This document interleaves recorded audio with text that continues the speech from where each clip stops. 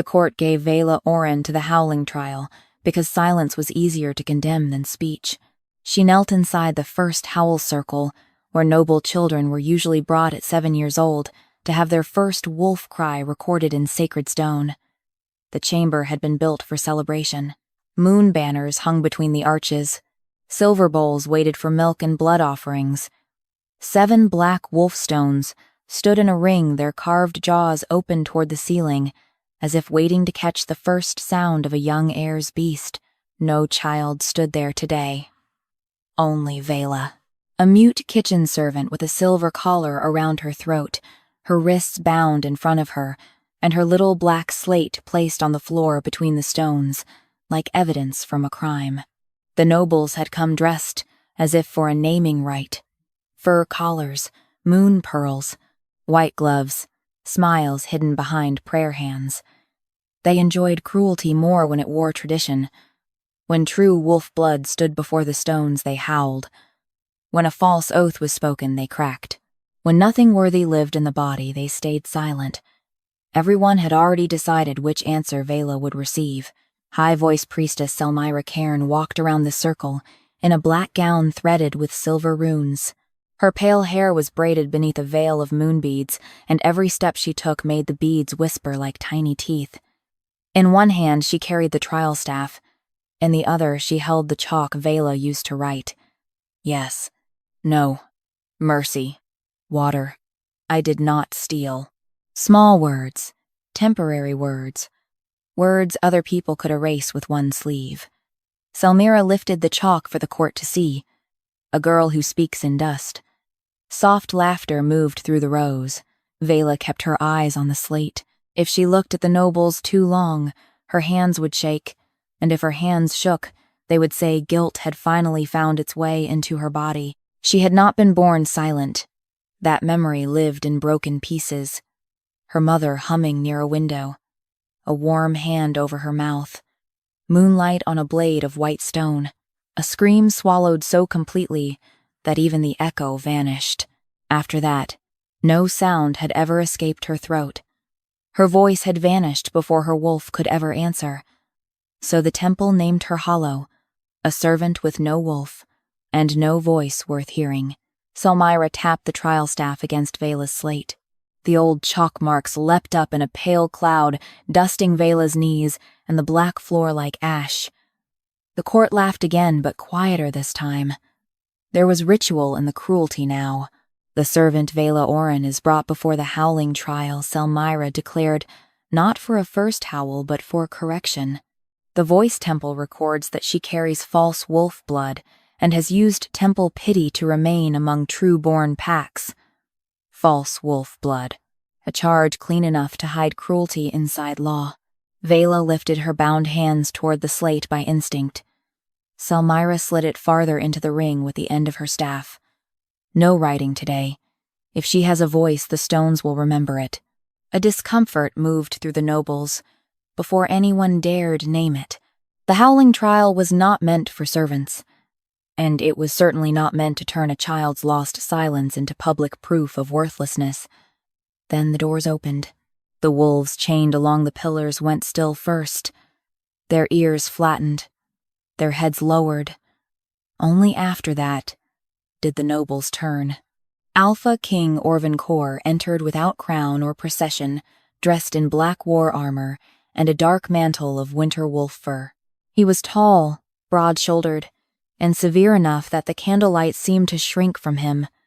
A scar cut through one eyebrow and down toward his cheekbone, silver against pale skin. His eyes were gray, cold and watchful. No wolf shadow walked behind him. Veyla noticed before she could stop herself. Every alpha cast one. Smoke, moonlight, black fur teeth, some shape of the beast beneath the blood. Orvan Korr's shadow lay human at his boots. Too still, too close, sleeping. The thought struck Veyla so sharply that her breath caught. Orvan's gaze found her at once. He looked at her as if he had heard something no one else could hear. But she had made no sound. Selmyra bowed. Majesty, we begin correction of a mute servant accused by the silence of her own throat. Veyla's fingers curled against her bound palms. Orvan stepped to the edge of the first howl circle. A throat can be wounded. A wolf cannot be forged, Selmyra replied. Nor can a trial be staged. The priestess's smile remained, but her eyes sharpened. The court held its breath. Selmyra turned back to the stones. Then let the old rite answer plainly. She placed Veyla's chalk in the center of the slate and crushed it beneath the silver tip of her staff. The sound was small, final. The last tool Veyla had for speech broke into white powder. Veyla flinched. Orvan saw, but he did not move. Not yet. A king could not strike a priestess inside a sacred rite without giving the temple exactly what it wanted. Selmyra lifted the staff. Let the Howling Trial record what stands before it. The first stone lit from within, then the second, then the third. Blue-white light ran through the carved wolf jaws. The chamber vibrated under Veyla's knees. The nobles leaned forward, eager to hear nothing, and call it judgment. The fourth stone howled, and the sound was too human to belong to stone. Veyla collapsed forward, hands striking the ash-dusted slate. The fifth stone answered, then the sixth, then all 7. The chamber filled with one impossible voice, a girl's voice, young, terrified. Alive. Give it back. Veyla froze. Orvan went white. Selmyra's staff lowered half an inch. The Howling Trial did not create voices. It only repeated the last sound the voice temple had cut from a living throat and sealed inside stone. The stones howled again, louder this time, and the voice that came from them was not a wolf's. It was Veyla's. Give me back my voice. Then, from somewhere deep beneath Alpha King Orvan Korr's human shadow, a sleeping wolf opened its eyes. The wolf beneath Orvan Korr's shadow opened its eyes, and every chained beast in the chamber lowered its head. No one saw it fully. Not at first, only a darker shape under the king's human shadow, a ripple where stone should have stayed still, 2 pale points of light, waking in a place where no wolf had walked for years. Veyla saw. So did Selmyra Cairn. The high-voiced priestess stepped toward the nearest stone too quickly, her moonbead veil trembling against her cheek. Silence the circle. The temple guards moved at once. 7 men in black throat armor raised silver rods toward the wolf stones. The rods were used during noble children's rites, when a first howl came too wild or too bloody, when a young heir's wolf screamed more than it sang. They were supposed to calm sound. Today they looked like weapons. Orvan's voice cut through the chamber. No one touches the stones. The guards froze. Selmyra turned graceful even in alarm. Majesty, the trial has been contaminated by her voice, by an archived sound escaping its proper seal. Veyla's fingers dug into the broken chalk dust on the slate. Archived. The word landed colder than mockery. Not lost. Not cursed away. Archived. The stones howled again before anyone could speak over them. This time the sound did not say words. It replayed breath. Small, panicked breath. A child trying not to cry. Then a woman's voice, younger than Selmyra's now, but unmistakably hers, whispered through the stone circle. Hold her still. Veyla stopped breathing. The court moved as if struck by wind. Selmyra's face did not change, but the moonbeads at her brow shivered. Another voice followed, old and male, speaking from far inside the 7th stone. The Orvan child carries call sound. If she speaks near royal blood, the sleeping line may wake. Orvan's eyes narrowed. Sleeping line, he said. Selmyra lifted her chin. Old temple language. Nothing more. The first stone answered with a child's muffled scream. Veyla folded over the slate. Pain burst behind her throat, not fresh, but remembered so violently that her body believed it was happening again. Her bound hands flew to the silver collar. No sound came from her mouth. The stolen sound was outside, her trapped in stone being forced to suffer in front of everyone. Orvan stepped into the circle. The sacred floor flashed blue around his boots. The nobles recoiled. No Alpha King entered a Howling Trial while it was still answering. The stones judged blood. A king standing inside another person's trial risked having his own truth dragged out with theirs. Selmyra saw the danger and smiled faintly. "Majesty, I strongly advise against. I did not ask for advice." His words were low, but the wolf beneath his shadow moved when he spoke. It stretched one claw forward, still half buried in darkness. The stones vibrated harder. Veyla felt the sound enter her bones. Not as voice, as absence. The missing shape of what had been taken. Orvan stopped before her, not touching her, not lifting her, not making the court's cruelty look gentler than it was. He looked down at the broken slate, the crushed chalk, the silver collar, then at Selmyra. "You said the trial accused her by the silence of her own throat." Selmyra's answer came smooth. It did. "The stones say the throat was cut from inside the temple." "They replay fragments," Selmyra said. "Fragments are not law." One of the nobles murmured agreement too quickly. Others remained silent. The voice temple had taken birth cries for generations. First howls, mate oaths, confessions before execution. The court trusted those records because every noble house had placed a child before these stones and heard proof of blood. To doubt the temple was to doubt the memory of the kingdom itself. Selmyra turned toward the court knowing where fear lived. "You hear why dangerous voices are sealed. A single stolen fragment can stir panic even in a king. The temple preserves what would otherwise destroy order." Orvan's face hardened. "Preserves contains." The word echoed. Veyla lifted her head. Her lips parted around nothing. "Contains." The stones answered. A deeper sound rolled through the circle. Not howl, not speech. A sealed chamber opening somewhere inside memory. The fourth stone flashed. A new replay began. A child very young sobbing through a blocked mouth. Selmyra's younger voice. "Do not let her finish the cry." The old male voice.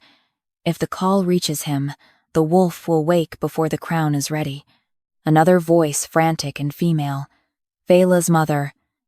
"She is only a child." Selmyra answered, calm even then. "So is he." The chamber went deadly still. Orvan stared at the stone. He understood before most of the court did. "So is he?" he repeated. His own childhood lay in that sentence. Veyla looked up at him. For the first time she saw the wound beneath his severity. Not grief exactly. Something older. A life built around a missing part everyone had called natural. A king raised without the wolf that should have risen with him. The wolf under his shadow pushed harder against the dark. Selmyra struck the floor with her staff. The sound snapped the replay in half. Veyla flinched as if the blow had landed on her throat. "Enough," Selmyra said. "The trial has answered impurity. The servant carries a voice, unlawfully sealed inside sacred stones. By temple right, she must be removed before the sound spreads." Removed. The word did not mean escorted. The temple guard stepped forward. Orvan did not raise his sword. He only moved one pace, between Veyla and the guards. The court saw. So did Selmyra. Danger passed through the chamber, swift and bright. "Majesty," Selmyra said softly, "if you protect her now, you place a mute servant's broken echo above the voice temple." Orvan looked at the 7 stones. They still glowed with Veyla's stolen voice. Then he looked at Veyla. She expected suspicion, fear, even anger. A king had just heard that her stolen cry might wake a wolf buried under his shadow. That made her useful, dangerous, maybe ruinous. His voice came cold and controlled. "Can she write?" Selmyra blinked. Veyla did too. Orvan looked at the broken slate beneath her hands. "Can she write?" The answer came from an older courtwoman before Selmyra could stop it. "Yes, Majesty. She has served in the lower kitchens for years. She writes orders when given chalk." Orvan's eyes returned to Selmyra. Then Give her chalk." The priestess's expression sharpened. "The trial does not permit." The trial already spoke with her voice. "It can endure her hand." No one moved. Then slowly a young guard detached a piece of white chalk from a noble child's offering bowl and set it beside Veyla's slate. Veyla stared at it. Her hands were bound. Her fingers were stiff with fear. Chalk dust clung to her skin like bone ash. Orvan crouched before her, careful not to cross the distance into tenderness the court could use against them both. "Write what they took," he said. Veyla's throat burned. She picked up the chalk. Selmyra whispered, "Careful, girl." The warning slid into Veyla's bones. Her hand shook over the slate. She could write voice. She could write mother. She could write pain. But the stones had not finished. They held more than suffering. They held a connection the temple had feared enough to cut from a child. Veyla pressed the chalk down. One word scraped across the slate. Name. Orvan's eyes darkened. Whose Veyla did not know why her hand knew before her mind did. The chalk moved again. Not her name. Not her mother's. The letters came jagged, uneven, but clear enough for the whole front row to see. Orvan. The wolf under the king's shadow rose to its feet. And from the first wolf stone, Veyla's stolen child voice whispered, "I called him first. I called him first." The stolen child voice faded into the stone circle, leaving the chamber colder than before. No one moved. Veyla Rusk stared at the words she had written on the slate. Orvan. The chalk lines were crooked, broken by the shaking of her bound hands, but the name remained clear enough for every noble in the first crescent row to read. The wolf beneath the Alpha King's shadow stood fully now, though it was still made of darkness pressed too close to the floor. Its pale eyes were open. Its ribs showed through smoke fur. Its head lifted toward the sound, sealed in the stones, as if it had been starving for that voice for years. Orvan Korr did not look away from the slate. Selmyra Cairn let the silence ripen before she spoke. "A call sound does not prove innocence," she said.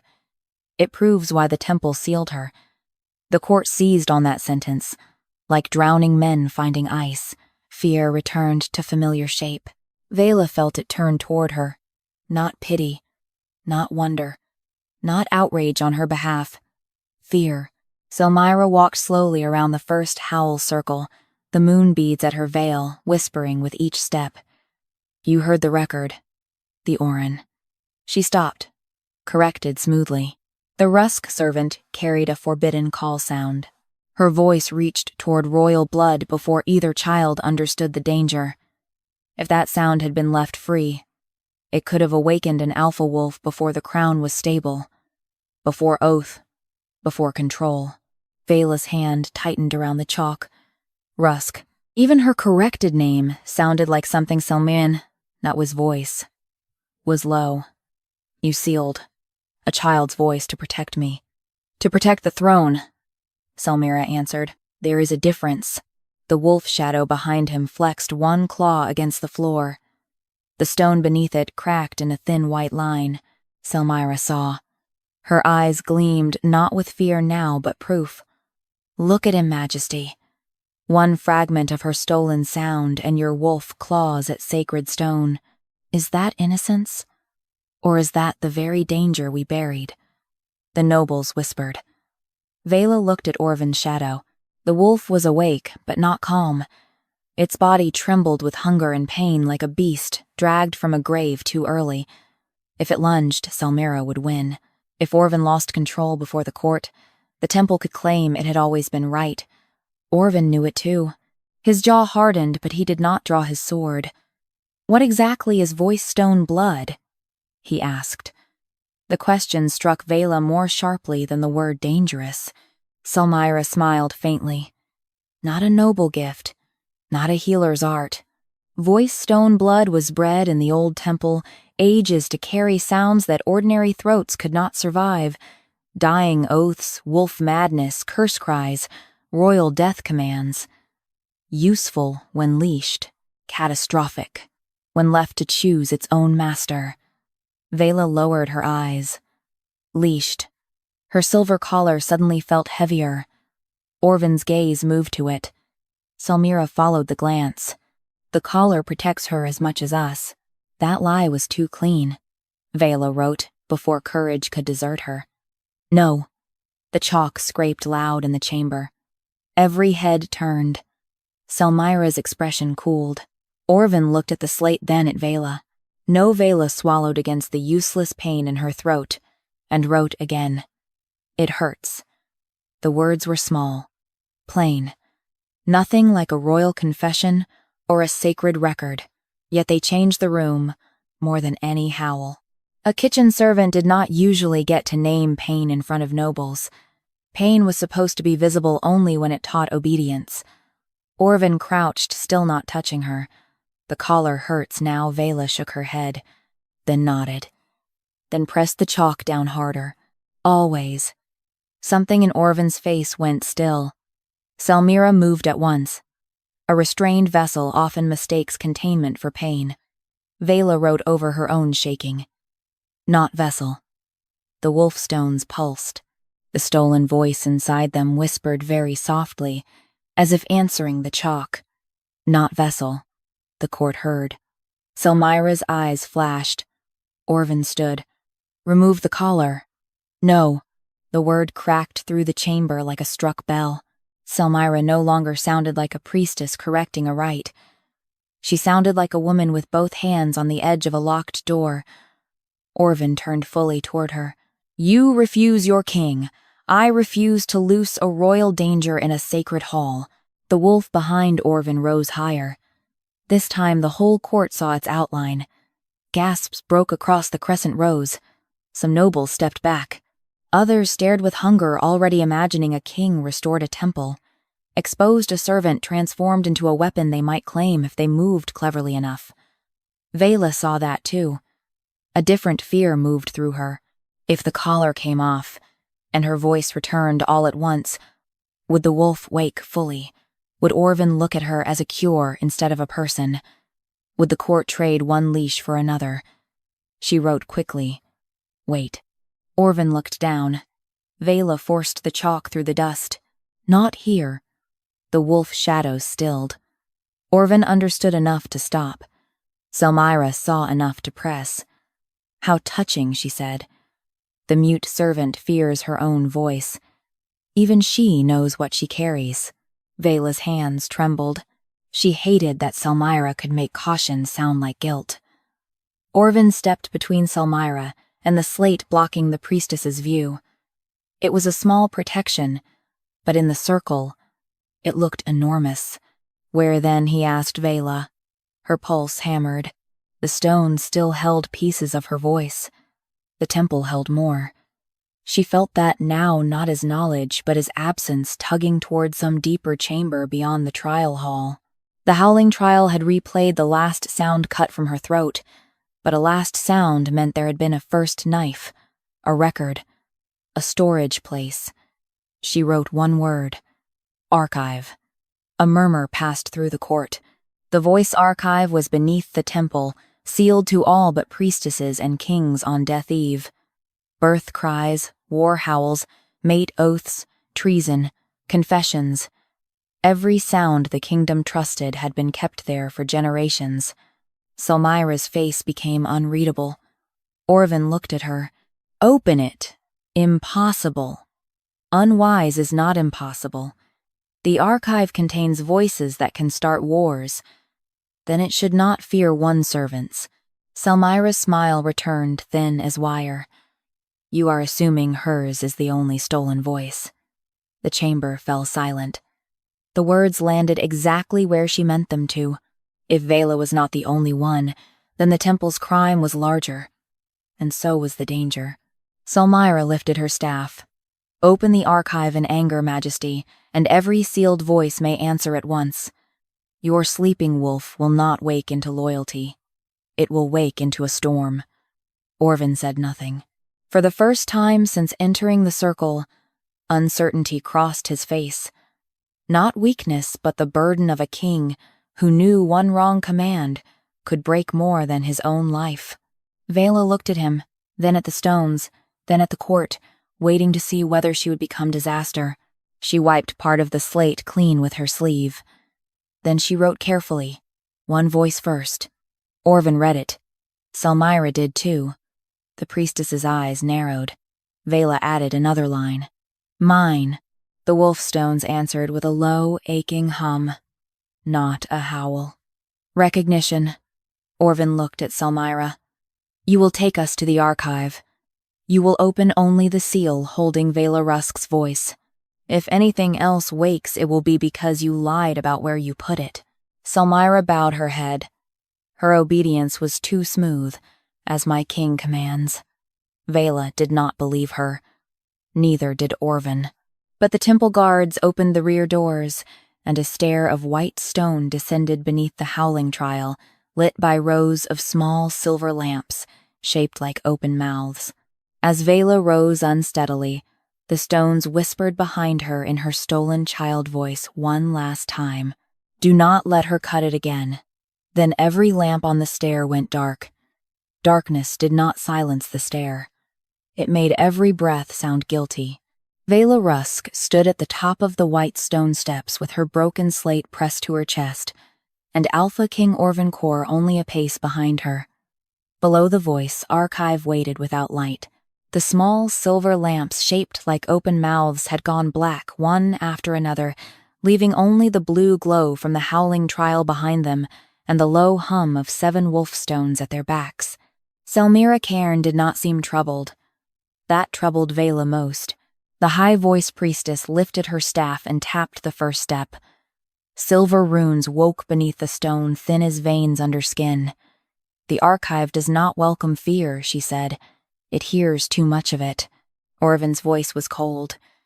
Then it must know yours well.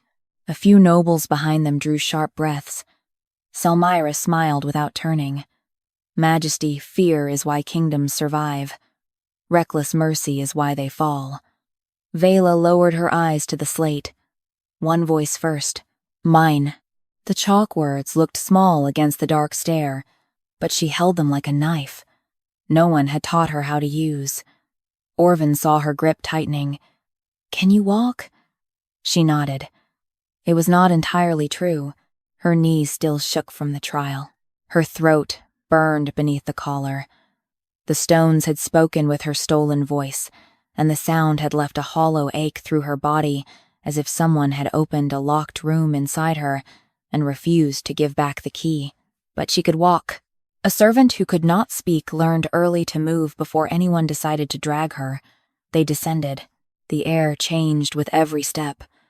The trial hall's cold moonlight faded into something older, drier, and more intimate. The Archive did not smell like a crypt. It smelled like parchment iron candle smoke, and breath held too long. Sound gathered there in strange ways. A bootstep seemed to arrive late. A sleeve-brushing stone returned as a whisper. Somewhere in the dark, a child laughed once then stopped. Veyla froze. Orvan's hand moved not to touch her, but close enough that she knew he had seen. Selmyra spoke from below. Echo residue. Do not chase it. Veyla wrote on the slate with stiff fingers. Child Selmyra glanced back. Many first howls are recorded young. Do not make sentiment from storage. The answer was too smooth. Veyla looked away. Adult, she reminded herself. Stay here. Not in the stolen memory. Not in the cut. Not in the child cry the stones had replayed. At the bottom of the stair, the Archive opened into a vast circular chamber lined with shelves of white stone. No book stood there. Instead, thousands of thin crystal cylinders hung in rows from silver hooks. Some were clear. Some clouded. Some glowed faintly red, gold, or blue. Each cylinder had a small metal tag tied around its neck. Birth cry. First howl. Mate oath. Execution confession. War command. Death chant. And others, with no category. Sealed. Forbidden. Unclaimed. Veyla's throat tightened. So many voices, not floating free, not screaming, not asking to be saved. Contained, catalogued, owned. Orvan stepped into the chamber behind her. His shadow stretched across the floor, and the wolf within it growled low enough to shake dust from the nearest shelf. The crystal cylinders trembled. Selmira turned sharply. "Control him." Orvan looked at her. "Do not speak of my wolf as if he belongs to your shelves. Everything that enters the archive must be contained. Then, we will not stay long." Selmira walked to a central lectern carved from black stone. On it lay a ledger with silver pages, each page thin enough to cut skin. She placed her hand over the cover and spoke a phrase in the old temple tongue. The ledger opened by itself. Veyla felt the collar around her throat tighten. She staggered. Orvan moved instantly. "Stop." Selmira did not lift her hand. "I have not touched her. The collar did. It recognizes search." Veyla bent over the slate, breath shaking, and wrote, "It knows where." Orvan read the words. His eyes turned toward Selmira. The priestess's calm thinned. The collar was made to keep the sealed voice from tearing toward its vessel before proper rite. "Vessel," Orvan said. Selmira exhaled. "Girl, then. If gentler language pleases you." Veyla looked at the rows of crystal cylinders. One of them had begun to glow. Not bright. Barely. A faint blue pulse in the far left gallery. Her feet moved before she decided. Selmira's staff struck the floor. "Do not approach without temple hand." Veyla stopped. Orvan did not. He walked past her and stood between Selmira's staff and the glowing shelf. His wolf shadow rose higher, still incomplete, but no longer buried flat beneath him. "She said one voice first," he said. "She wrote it," Selmira replied. "She said it with the only voice you left her." The archive changed. Not loudly, but every hanging cylinder turned a fraction toward them. Thousands of sealed voices listening. Selmira saw it and went pale for the first time. Veyla looked at Orvan's back. The court called him dangerous. The temple feared his waking wolf. Selmira said her voice could make him uncontrollable. Yet he stood still, using his body not to command her forward, but to keep anyone from driving her back. That made her more afraid than cruelty. Cruelty, she understood. Choice was unfamiliar ground. Veyla stepped around him and approached the glowing cylinder. The metal tag was turned away. Her fingers hovered beneath it. The collar tightened again, sharper this time. Pain lanced down her throat into her chest. She dropped the slate. Chalk cracked against stone. Orvan reached for the collar. Veyla shook her head hard. If he touched it here, Selmira would claim he broke seal law. She forced herself upright and turned the tag with 2 fingers. The inscription was not her name. It read, "Royal Wolf Response, Unclaimed Female Voice." Beneath that, in smaller letters, "Bound to Orvan Korr's shadow, do not return." The archive went silent. Even the cylinders stopped trembling. Orvan stared at the tag as if it had opened his chest. Veyla could barely breathe. Unclaimed. They had not even kept her name with her voice. Selmira's voice came softly from behind them. "You see, I told the truth." Her sound was never merely hers. It was tied to the king's wolf. Returning it without preparation may wake him into madness. Orvan did not turn. "You stole a girl's name from her own voice. To keep a prince alive. I am alive without it." Selmira's answer came like a blade in silk. "Are you?"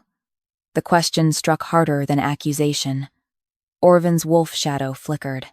Veyla grabbed the slate from the floor with shaking hands and wrote quickly, though pain blurred her sight. "Not all." Orvan looked down. She wiped dust with her sleeve and wrote again. "Not dead. Not whole." The wolf behind him lowered its head toward her words. Selmira stepped closer. "Exactly. Half waking is agony. If she draws that voice back, your wolf will either rise loyal or tear through every oath holding your crown together. Are you willing to gamble the kingdom on a mute servant's longing?" Veyla flinched. longing, as if wanting her own voice were greed. Orvan's face hardened. Before he could answer, the glowing cylinder pulsed again.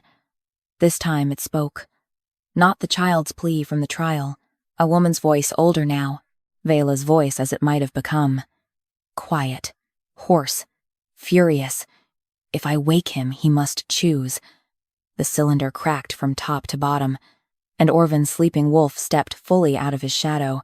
The wolf that stepped out of Orvan Korr's shadow did not look like a king's beast. It looked starved. Dark smoke clung to its ribs. Its fur hung in torn strips of moonless shade. One ear was notched. Its eyes burned pale silver, too bright for the ruined body carrying them. When its paws touched the archive floor, every crystal cylinder shivered on its hook. The court above was far away now. Too far. Down here, under the voice temple, sound itself seemed to kneel before the waking beast. Veyla Rusk could not move. The cracked cylinder hung before her, still glowing with the voice the temple had stolen and renamed. Royal Wolf, response unclaimed female voice. Not Veyla. Not child. Not servant. Not person. A function. A sound useful to a crown. The wolf lowered its head toward her. Orvan stood utterly still behind it. For the first time since Veyla had seen him, the Alpha King looked afraid. Not of the wolf. Not exactly. Of what the wolf might become if pain answered before memory did. Selmyra Cairn whispered, "Do not speak to it." The absurdity of the warning almost broke something in Veyla. She could not speak. That was the crime. The wolf took one step closer. The silver collar tightened around Veyla's throat until black spots crossed her sight. The broken cylinder pulsed, trying to pull the stolen voice toward her body and hold it away at the same time. Her knees bent. The slate slipped from her fingers and struck the floor. Orvan moved. Selmyra lifted her staff. "Touch the collar and you break archive law." He stopped with his hand inches from Veyla's throat. Every muscle in him looked carved from restraint. Veyla hated that Selmyra had made mercy into a trap. The wolf turned its head toward the priestess. A growl rolled out of it, low and raw, and several crystal cylinders cracked in their frames. Not enough to release what they held. Enough to show what could happen if the beast lost control. Selmyra's voice sharpened with triumph. "There. You see, half-waking makes him violent. Her voice is not healing him. It is provoking him." Orvan's jaw tightened. Veyla looked at the wolf. It was trembling. Not with rage, with recognition too painful to hold. She reached for the slate on the floor. Her fingers scraped stone, found the edge, dragged it close. The chalk had broken into small white pieces. She took one and wrote with a hand that shook so badly. Each letter looked wounded. "He is hurting." Selmyra laughed softly. "A beast hurts because it hungers." Veyla wrote again. "No." The wolf's ears shifted toward the scratch of chalk. Veyla swallowed against the collar. "He remembers." The archive answered. Not with all its voices, only with the cracked cylinder before her. A sound came from inside it. A soft hum. No words. No scream. No command. A broken melody barely more than breath shaped into comfort. Veyla went cold. She knew that sound. Not from memory exactly. From the shape of absence. From nights when she had woken with tears on her face and no reason in her mind. From the ache that had lived beneath her silent throat for years, waiting for the missing piece to return. A lullaby. Her lullaby. The wolf lowered itself to the floor. Not bowing. Listening. Orvan's face changed. Only a little. Enough that Veyla saw a boy under the king for one heartbeat. A child who had once heard that same hum before it was cut from both their lives. Selmyra stepped forward. "That is enough. The sound proves bonded contamination. The voice must be resealed." The wolf snapped its head toward her. The archive shelves rang. Orvan's hand closed on his sword hilt, but he did not draw. "No," Majesty. No. One word. No shout. The archive seemed to make room around it.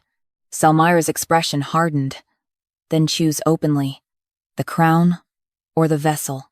Veyla flinched. Vessel. Again. Before Orvan could answer, she wrote fast, almost tearing the slate. Not vessel. The wolf rose. The cracked cylinder brightened. Veyla wrote beneath it. Name. Orvan read the slate aloud, voice rougher than before. Name. The cylinder pulsed. Selmyra went still. Veyla looked from the tag to Orvan. She did not know if he understood. She barely understood herself. The temple had not only taken her sound, it had severed the name from the voice, making it easier to use, easier to store, easier to deny. A voice without a name could be called dangerous. A named voice belonged to someone. Veyla lifted the chalk again. Her hand hovered. For years she had written orders, excuses, pleas, denials. Never this. Never the thing no one had asked from her because no one needed to hear it. She wrote slowly. Veyla Rusk. The letters glowed white. The archive trembled. The tag on the cracked cylinder blackened at the edges. The words, unclaimed female voice, burned away first. Then, royal wolf response. Then, do not return. Beneath the ash, a new inscription surfaced. Voice taken from Veyla Rusk.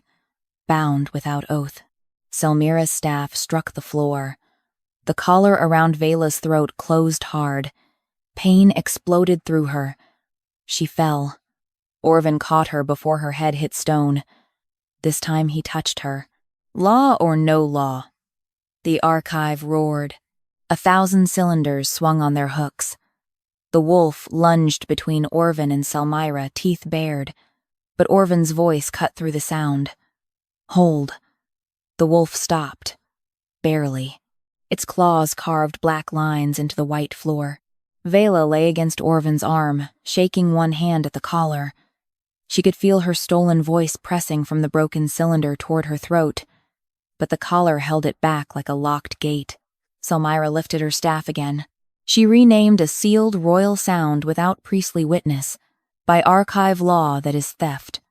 Orvan looked at the tag, then at the collar cutting into Veyla's skin. His voice went quiet enough to empty the chamber. No, theft was already done. He placed 2 fingers under the edge of the collar. The silver burned his skin. Veyla tried to shake her head. He looked down at her. Do you want it removed? The question struck harder than pain. No one had asked her that. Not the temple. Not the court. Not the women who scrubbed her silence into usefulness.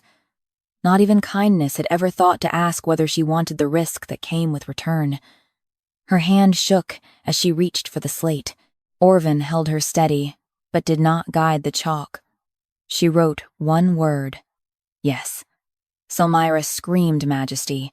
If you break that collar, his wolf will answer her before crown law can bind it. Orvan looked at the starved wolf standing before them, then at Veyla. Then crown law will be late. He broke the collar.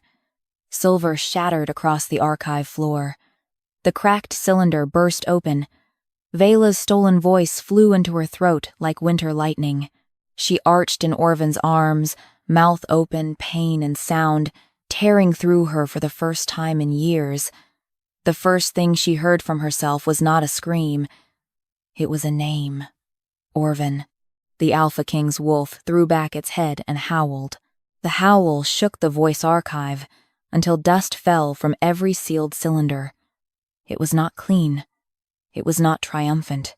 It was the sound of a beast waking after years of being buried under royal skin, half-starved, half-mad with absence, and suddenly struck by the one voice it had been forbidden to remember. The force of it drove several temple guards to their knees. Silver lamps burst along the walls. Crystal vessels rang against their hooks like teeth chattering in a frozen mouth. Veyla Rusk lay in Orvan Korr's arms with her throat burning open. Sound lived in her again. Not easily. Not gently. It hurt. Her voice had returned, like something dragged through broken glass. Every breath scraped. Every swallow tasted of old silver and blood. But beneath the pain was a strange terror she had never known before. She could make noise. She could be heard. The thought frightened her more than silence ever had. Orvan held her carefully, one arm beneath her shoulders, the other braced against the floor. His burned fingers were still curled from breaking the collar. His wolf stood between them and Selmyra Cairn, dark fur rippling like smoke in a storm, pale eyes fixed on the priestess. Selmyra lowered her staff slowly. Her face had gone white. Then, with terrifying discipline, she gathered herself. "You all heard it," she said. The archive quieted around her voice. Orvan's wolf snarled. Selmyra lifted one hand toward the watching temple guards, the priestesses, the nobles who had followed to the stair, all those witnesses trapped between fear and revelation. The king's wolf answered her. Before crown law, before mate oath, before priestly witness, before trial closure, Veyla felt Orvan go still. Selmyra's eyes sharpened. "That is not healing. That is unlawful binding." A murmur moved through the upper stair. Unlawful binding. The phrase changed the air. Veyla pushed weakly against Orvan's arm, needing to sit up, needing not to be seen as a thing held against him. He released her at once, helping only enough to keep her from falling. That small restraint cut through her confusion. He could have kept her close. He did not. She pressed one hand to her throat. The first word she had spoken had been his name. Selmyra would make a chain from that if she could.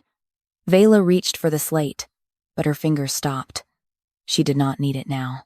The realization made her tremble. Her voice came out rough, broken, barely more than a thread. "No." The archive heard. Every cylinder turned slightly toward her. Veyla flinched from the attention, but Orvan's wolf did not move. It lowered its head, as if the small word mattered more than the howl that had shaken the chamber. Selmyra smiled thinly. "You deny what every witness heard." Veyla tried again. Pain flared down her throat. "He answered." Her voice cracked on the second word. Orvan's gaze moved to her face, intense enough to feel dangerous, but he said nothing. He let her speak for herself, even when it cost her. Veyla forced the rest out. "I did not bind him." Selmyra stepped closer. A girl newly returned to voice cannot know what her sound does. That was clever. Gentle enough to sound reasonable. Cruel enough to erase her again. Veyla's hand closed around a shard of the broken collar. Its silver edge cut her palm. Pain steadied her. "You knew," she said. The words were faint. Selmyra heard. So did Orvan. Veyla lifted the silver shard. "You knew what it did." Silence spread. Not the old silence that had swallowed Veyla. A listening silence. Selmyra's expression did not change, but the staff shifted in her grip. Orvan stood. His wolf rose with him. "Answer her," he said. Selmyra turned to him. "Majesty, do not mistake a returned voice for reliable accusation. She has been voiceless for years. Pain makes memory theatrical." Veyla almost recoiled. There it was again. Her pain turned into performance. Orvan's voice lowered. "You will not call her pain theater while standing in a chamber that catalogued it." The archive hummed. For one brief moment, every sealed cylinder seemed to agree. Selmyra looked around and changed strategy. "If the court wants proof," she said, "let the restored voice be measured." Veyla's stomach turned. Orvan's eyes narrowed. "Measured how?" "The old way. Speak into the trial basin. If her voice is merely hers, it will return only her own echo. If it carries royal wolf command, the basin will show the chain." A temple guard brought forward a shallow black bowl on a silver stand. Its surface held no water, only dark glass veined with blue light. Veyla had seen one once from across a corridor. Servants were not allowed near them. Voice basins measured oath sound, mate sound, command sound, anything the temple claimed might alter blood. Selmyra's smile softened. A harmless test. If she tells the truth. Orvan looked at Veyla. Not ordering. Asking, without saying the word. She hated that the choice hurt. If she refused, Selmyra would say she feared proof. If she spoke, the temple would try to define her voice before she understood it herself. Veyla stepped toward the basin. Orvan's wolf tried to follow. She raised one shaking hand. It stopped. Everyone saw. Selmyra's eyes gleamed. Veyla understood too late.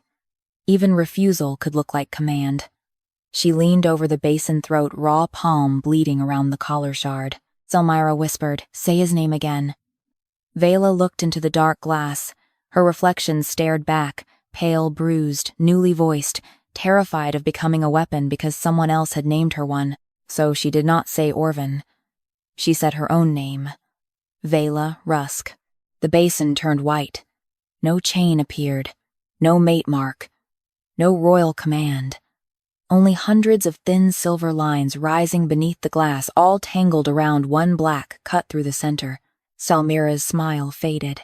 Orvan stepped closer. "What is that?" Veyla did not know. But the basin answered in her returned voice clearer than her living throat could manage. Voice severance. Temple made. Repeated over years. The archive erupted. Cylinders shook. Tags snapped from hooks. The temple guard stumbled back, as the basin showed not a bond forged by Veyla, but a wound maintained by the temple. Selmyra struck the basin with her staff. The white surface cracked. Veyla fell back, clutching her throat, as the sound inside her tore halfway silent again. Orvan caught her before she hit the floor, but his eyes were on Selmyra now. No restraint remained in them. The high-voiced priestess lifted her broken staff and pointed toward Veyla. "Enough," she said. "If her voice cannot be measured safely, it must be sealed again." Behind Selmyra, 7 black doors opened along the archive wall. From each came a stone wolf, with its jaws sewn shut in silver wire, the temple's execution witnesses. And every one of them turned toward Veyla's throat. The stone wolves came out without a sound.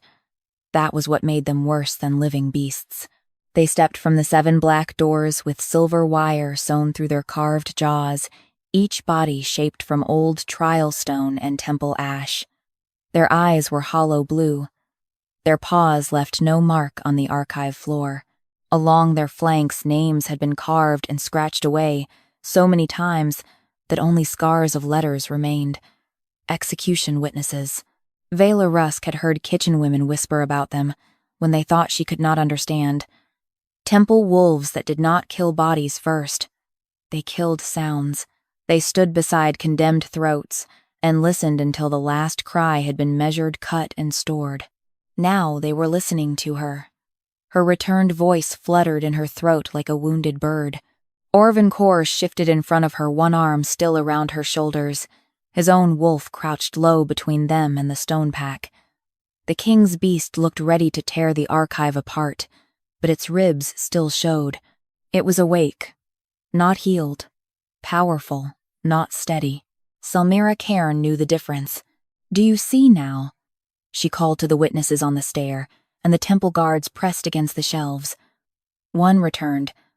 Voice cracks a measuring basin, wakes a royal wolf outside oath, and stirs sealed records across the archive. This is not cruelty. This is containment. The stone wolves advanced 1 step. Veyla tried to speak. Only air scraped out. Panic flooded her so fast she nearly choked on it. The basin's fracture had torn something inside the newly returned sound. Her voice was there, but not whole. She could feel it buried behind pain pulsing where the collar had been. Selmyra saw her struggle. Pity touched the priestess's face, like a veil laid over a blade. There is mercy in sealing what cannot survive being free. Veyla's fingers closed around Orvan's wrist. He looked down at her. In his eyes, she saw rage control and a question he did not force into words. "Do you want me to act?" She shook her head once. The movement hurt. His jaw locked, but he held still. Selmyra's gaze sharpened. She had expected the king's wolf to lunge. She had wanted the archive to witness violence. Veyla understood that now. If Orvan struck first, every broken shelf would become proof that her voice had made him dangerous. So Veyla reached for the slate. Her hand left a faint blood mark where the collar shard had cut her palm. The chalk trembled between her fingers. Around her, the stone wolves paused, their sewn jaws angled toward the small scratching sound. She wrote one word. Record. Orvan read it aloud. Record. Selmyra's mouth tightened. The archive record already stands. Veyla dragged the chalk again. Who ordered? The letters were uneven but clear. A discomfort moved through the guards. Selmyra lifted her staff. Temple seals are not debated by servants. Orvan's voice came flat. They are when they are wrapped around a servant's throat. The king's wolf growled, but did not move. The first stone wolf turned toward the central ledger. Veyla went still. So did Selmyra. The execution witnesses had not obeyed Veyla. They had heard a question, a proper one.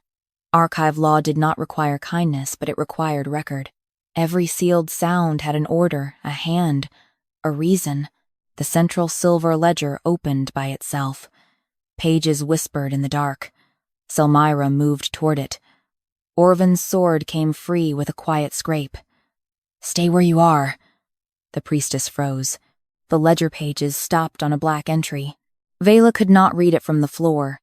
Orvan could. His face changed as his eyes moved across the page.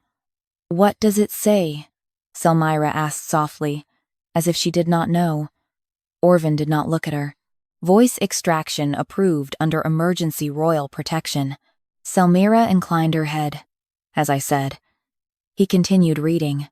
Subject unnamed. Female. Voice response bound to Prince Orvan's dormant wolf line. Veyla's stomach turned. Subject. Unnamed. Again. Orvan's hand tightened around the sword.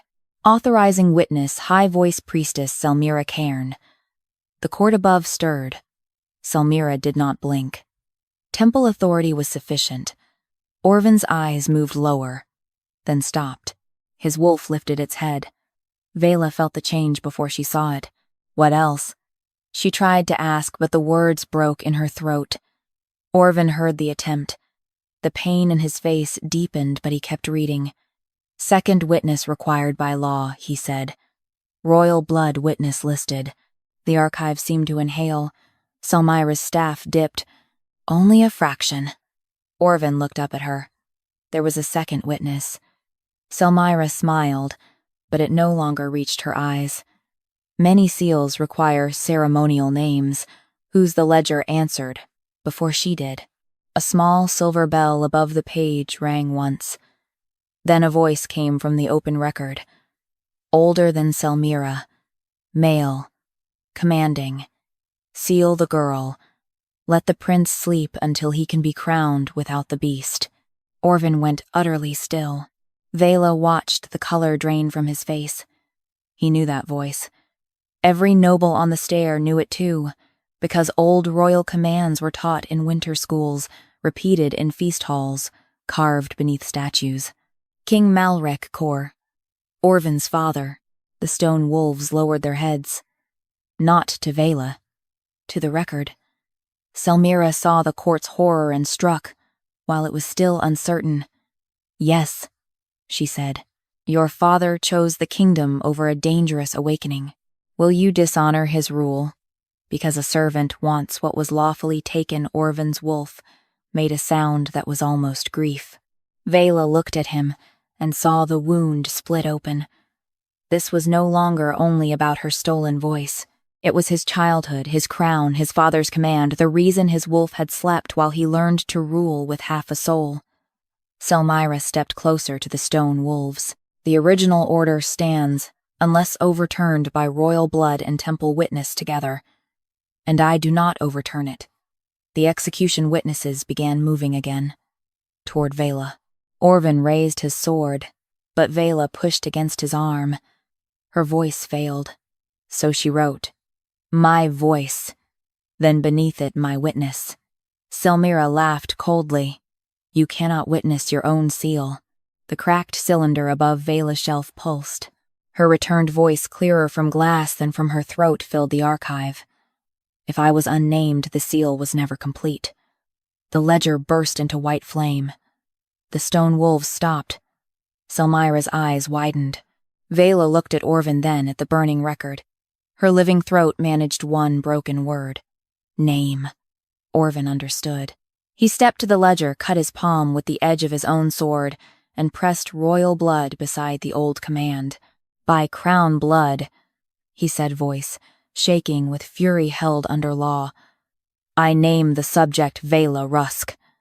The archive roared. The 7 stone wolves turned from Veyla's throat toward the burning ledger. Selmira screamed. Do not finish that correction. Too late. The record rewrote itself in silver fire. Subject Veyla Rusk. Status voice taken without named consent. The execution witnesses opened their sewn jaws. One by one, the silver wires snapped, and from all 7 mouths came Veyla's voice, older and stronger than before. Return what was stolen. The 7 stone wolves spoke with Veyla Rusk's voice, and the voice archive lost its old silence. Crystal cylinders trembled on their silver hooks. Tags rattled like frightened teeth. The central ledger burned white at its edges. Not consumed, but corrected. Every temple guard in the chamber stared at the rewritten record, as if the law itself had turned its head and looked back at them. Subject Veyla Rusk. Status voice, taken without named consent. Orvan Korr stood over the ledger with blood running from his palm. His father's old command still smoked beneath the correction, but it no longer sat clean on the page. It had a name now. It had a wound attached. It had someone living enough to stand before it. Veyla tried to breathe through the pain in her throat. The collar was broken. The first piece of voice had returned. Yet the rest of her sound still hovered in the archive scattered through stone record and sealed law. She could feel it near her, but not inside her, like warmth on the other side of glass. Selmira Cairn looked at the 7 execution witnesses and smiled with bloodless calm. You have corrected the subject, she said. You have not corrected the danger. The first stone wolf turned its unsewn jaws toward her. Selmira lifted both hands, showing she held no staff now. Archive law is not sentimental. A stolen sound may be returned only if its return does not endanger royal blood temple record or crown stability. Her voice was not sealed for silence alone. It was sealed because the king's wolf answers it. Orvan's wolf growled. This time Veyla heard the hurt under the threat. Selmira heard only opportunity. There, she said. Every time her sound rises, his wolf moves before his command. Return the full voice, and you may not wake a king's beast. You may bind it to a servant girl who never swore crown oath made oath or wolf law. The court witnesses on the stairs shifted uneasily. That was the poison Selmira knew how to use. Not hatred. Fear of disorder. Veyla reached for the slate, but her living voice scraped out first. No. The word hurt. Still, it existed. Orvan looked at her, and the force of his attention nearly stole what courage she had gathered. He wanted to answer for her. She could see it in the hard line of his body. But he waited. Veyla swallowed against rawness. I do not want. His wolf chained to me. The king's wolf lowered its head. The archive seemed to listen more closely. Selmira's gaze sharpened. Want has never been the measure of dangerous blood. Veyla picked up the chalk shard and wrote, because writing let her finish what her throat could not. Voice is not chain. The letters glowed faintly. The execution witnesses stepped closer to the ledger. Selmira's face tightened. Veyla wrote again. Voice is call. Orvan read the words aloud. The king's wolf exhaled once, and the sound moved through the archive like wind through a sealed hall. Call. Not command, not ownership. A call could be answered, or refused. Veyla turned the slate toward Orvan. He must choose. No one spoke. Even Selmira went still for half a breath. Then the cracked cylinder above Veyla's shelf pulsed, and her clearer recorded voice echoed from it. If I wake him, he must choose. The same line as before. But now the archive understood it differently. The 7 stone wolves faced Orvan's wolf. The dark beast stood in the center of the chamber ribs, sharp fur, torn, pale eyes burning. It looked at Veyla, then at Orvan, then at the burning ledger that held the old order of a dead king. Orvan's voice came rough. He never had a choice. Selmira struck fast. Nor did your father if he wanted a kingdom left standing. Orvan turned toward her. Do not hide theft inside my father's fear. You were a prince with a wolf waking too early. I was a child made half alive. The words broke something in the court witnesses above. Not law. The story they had been willing to believe. Veyla stepped toward the dark wolf. Orvan moved slightly, not blocking her, only ready if she fell. The restraint cost him. She saw it. The wolf saw it too. Selmira whispered, Touch it, and I will name the bond unlawful before every house. Veyla stopped. Not because she obeyed Selmira, because she did not need touch. She forced her throat open. The sound came broken, thin, and painful. Choose. The king's wolf flinched, as if struck by moonlight. It looked at Orvan. The Alpha King did not command. He lowered his sword. The wolf looked back at Veyla. Then it stepped away from her. Only one pace. A small thing. A devastating thing. It had heard her call, and chosen not to become a leash. The archive roared. The correction burned across the ledger in silver fire. Voice response does not establish bond. Selmira's composure cracked. The first stone wolf lowered its head toward Veyla, and from its mouth came another piece of her voice. Not a scream, not a plea, but a steady adult breath. That breath flew into Veyla's throat. She gasped. The second wolf opened its jaws. A word returned. Mother. Veyla bent forward, shaking. The third returned a sob. The fourth returned a laugh so faint and unfamiliar that tears blurred her sight before she understood it had once belonged to her. One by one, fragments of sound came back. Not all. Enough to make silence. No longer feel like a sealed room. Orvan stood beside her, not touching his wolf beside him by choice, instead of burial. Selmira backed toward the shelves. Veyla saw the movement too late. The priestess grabbed a black-tagged cylinder from the forbidden row and crushed it in her hand. A deep war howl exploded through the archive. Every crystal vessel swung violently. The execution witnesses staggered. Orvan's wolf snarled, suddenly wild-eyed. Selmira's voice rose above the chaos. If one stolen voice may return, she said, then let the court hear what else mercy releases. The black doors along the archive wall opened wider. Behind them, hundreds of sealed voices began to wake. The first sound from the forbidden row was not a scream. It was a war horn, low, broken, and soaked in old blood. The voice archive convulsed around it. Crystal cylinders slammed against their hooks. Silver tags tore loose and spun across the floor. The 7 stone wolves staggered back as hundreds of sealed sounds pressed against their containers, awakened by the black-tagged howl Selmira Cairn had shattered in her hand. Voices rose in layers. A soldier giving an order through a mouthful of blood. A woman laughing once before. A blade fell. A wolf choking on a chain. A child's first howl turning into a sob. A man whispering a mate oath and begging it not to be recorded. The court witnesses crowded on the stair cried out and covered their ears. Temple guards dropped their rods. Some fled upward. Others knelt because training had taught them to fear loose sound more than open steel. Selmira stood at the edge of the chaos with blood running from her palm and triumph burning through the cracks in her calm. Listen, she called. This is what mercy does when it opens sacred seals. Orvan Korr's wolf lunged toward the nearest shaking shelf. "Hold," Orvan commanded. The wolf stopped, but barely. Its claws split the white floor. Its eyes had gone wild, not at Veyla now, but at the flood of pain around them. The beast had only just awakened from years of silence, and Selmyra had thrown a battlefield of voices into its ears. Veyla understood the trap. If Orvan's wolf lost control, Selmyra would claim the archive had been right to bury dangerous sound. If Orvan ordered the voices sealed by force, Selmyra would claim the crown still needed the temple. If Veyla tried to answer every voice, she would break beneath them and become the weapon Selmyra kept naming her. Her returned throat burned.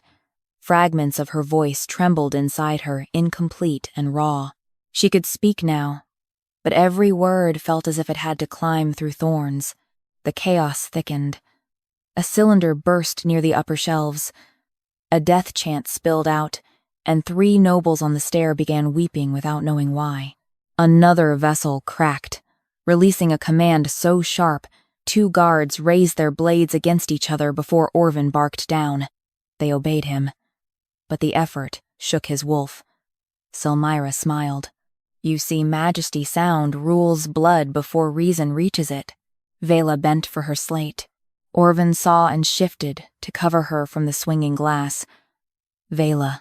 The way he said her name steadied one piece of her. Not because it owned her, because it recognized her. She wrote one word with shaking chalk. "Order." Orvan looked down. "Order." Veyla nodded, then forced her damaged voice to follow. "Not all." The phrase tore through her throat. The archive heard anyway. Several cylinders paused mid-swing. Veyla swallowed pain and spoke again. "Not all stolen." That changed the chamber. Selmyra's eyes sharpened. Veyla pointed toward the shelves, toward the thousands of voices shaking loose from sleep. Some had been preserved by consent. Noble first howls, death vows. War records offered freely so houses could remember. Others had been cut hidden, unnamed, and used. The archive was not one crime. That was why Selmyra could hide inside it. Veyla wrote again. "Name theft first." Orvan read the words aloud. "Name theft first." The 7 stone wolves turned toward the central ledger. Selmyra moved. No. Too fast. Too revealing. Orvan's sword lifted between her and the book. The ledger opened in a storm of silver pages. Loose voices battered the air around it, but the execution witnesses stepped into a ring, their newly freed jaws open, catching the worst of the sound without swallowing it. Veyla stood slowly. Her knees shook. Blood had dried beneath her broken collar. Her throat felt torn, but the archive was listening for a rule. And she had one. A voice was not dangerous because it was powerful. A voice became dangerous when someone stole its name. She faced the ledger. Voices, taken without names. The pages stopped. Across the chamber, the chaos thinned by half. Many cylinders dimmed, still trembling, but no longer breaking. Offered voices settled back into their vessels, not silenced by force, but separated from the stolen. The remaining containers burned blue-white. Not hundreds now. Dozens. Still too many. Enough to damn the temple. A sound escaped from one of them. "My name was removed." Another answered, "I did not consent." Another, "They sealed my oath and called me mad." The court heard. No one laughed. No one looked away. Selmyra's voice sliced through the growing horror. "And will you loose them all? Will you let every old accusation, every forbidden oath, every unstable sound walk into the court and tear houses apart?" Veyla looked at the burning cylinders. Dozens of stolen voices waited. She wanted to say yes. The desire frightened her. Her own voice had been gone for years. She knew what theft made of a body. But release without witness would turn every pain into a blade, every blade into panic. Selmyra had built the temple on that fear. Veyla would not feed it. She pressed the chalk to the slate, one at a time. Then beneath it, with name.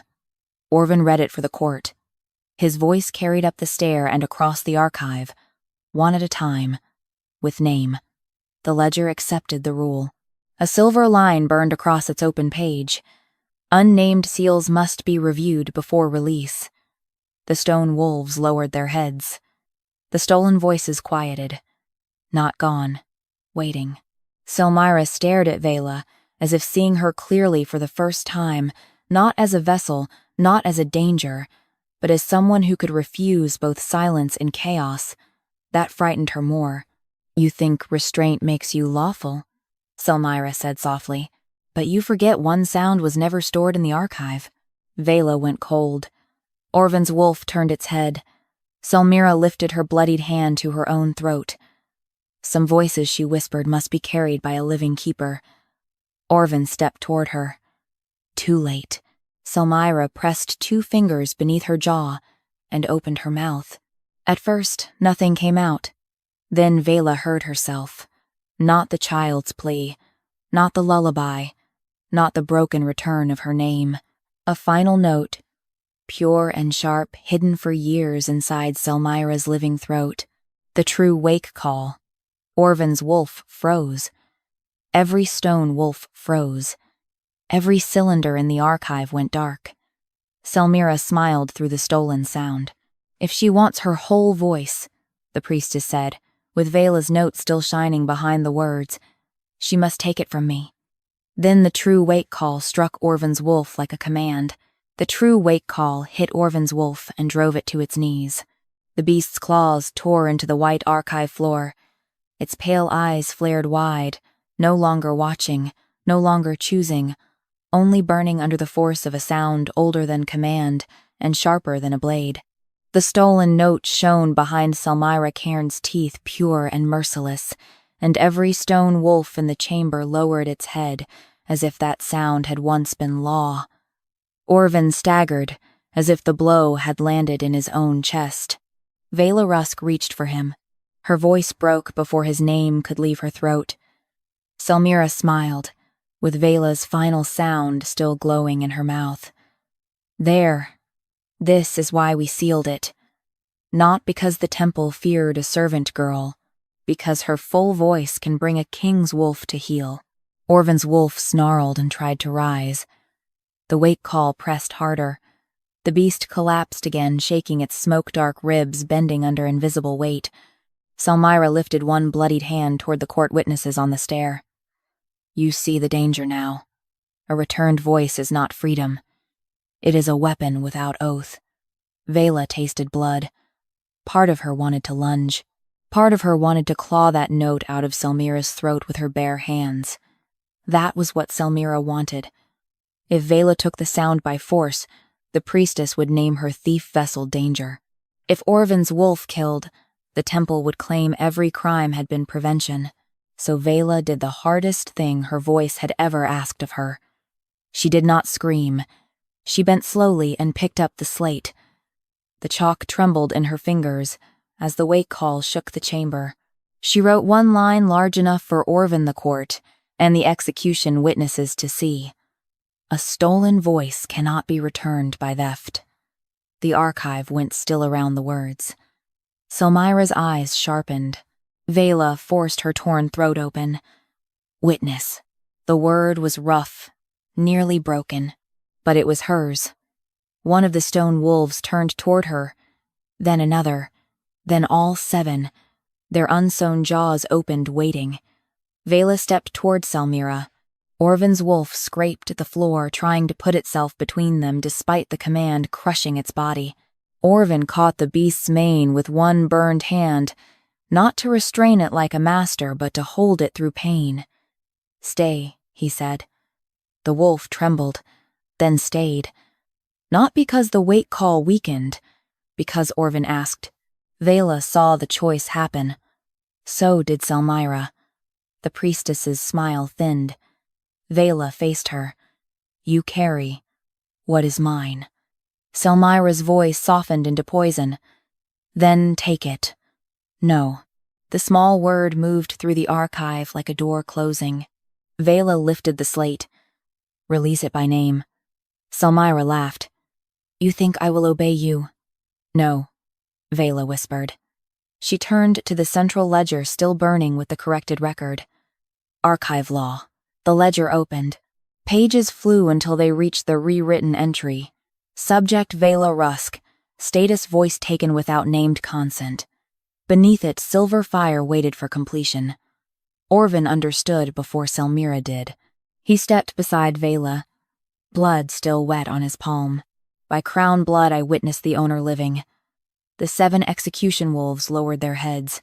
The court witnesses on the stair began to kneel one by one, not to Veyla as queen, not to Orvan as command, but to the law the temple had spent years hiding beneath ceremony. Veyla placed her bleeding hand on the ledger. Her voice came out in fragments. My name is Veyla Rusk. The archive answered with a low hum. My voice was taken. The wake call in Selmyra's throat flickered. Veyla shook, but she did not look away. I do not bind the king. I do not command his wolf. I call what belongs to me. Orvan's wolf lifted its head. The wake call struck again, trying to force it down. This time the beast did not kneel. It stood, slowly, painfully, by choice. Veyla looked at the wolf and spoke the last truth. You may answer, or refuse. The command hidden in the wake call broke. Selmyra gasped. The stolen note tore free from her throat in a line of silver sound.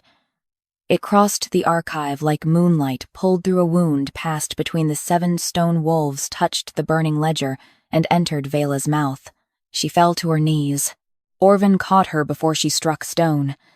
This time, when sound filled her, it did not arrive like lightning. It came like breath, returning to a room that had been sealed for years. Pain followed it. Yes, grief, memory, the taste of old fear, but also warmth. A whole note settled behind her tongue. Veyla opened her mouth. For a moment she was terrified. Nothing would come. Then she spoke. My voice is mine. Every cylinder in the archive rang once. The stolen ones glowed. The offered ones remained still. The difference was clear now. Selmyra stumbled back, clutching her throat. No sound came out of her mouth. Not stolen silence. Judgment. The 7 execution witnesses turned toward her, and the central ledger wrote its final line in silver fire. Hi. Voice Priestess Selmyra Cairn, living keeper of stolen sound. The court erupted. Temple guards dropped their rods. Several priestesses backed away from Selmyra, as if her black gown had caught plague. The nobles on the stair stared with the special horror of people realizing the system that protected their heirs had also been feeding on them. Selmyra tried to speak. Only a dry rasp came. Veyla knew that terror. She also knew mercy was not the same as returning cruelty. She should not be cut, Veyla said. Her voice was hoarse, uneven, but clear. Orvan looked at her. Selmyra looked too, hatred burning through voiceless shock. Veyla stood with Orvan's help, then released his arm so the court could see she stood by her own strength. She should answer with every record open. Orvan's face changed with something deeper than admiration. Respect, fierce enough to feel like danger. He turned to the archive. By crown command, the voice temple is stripped of private sealing right. No voice will be cut, stored, named, or measured without named consent and open witness. The ledger accepted the words. Silver fire ran through every shelf. The stolen voices did not burst free. Veyla had refused chaos. Instead, their tags brightened one by one, each waiting for name witness in return. One at a time. With name.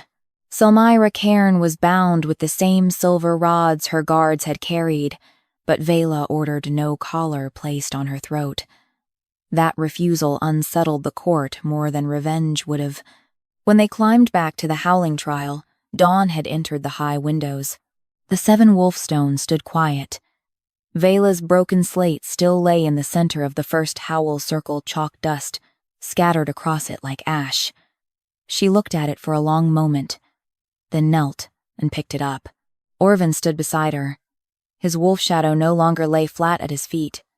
It stood behind him, lean-scarred awake, and watching Veyla with pale eyes.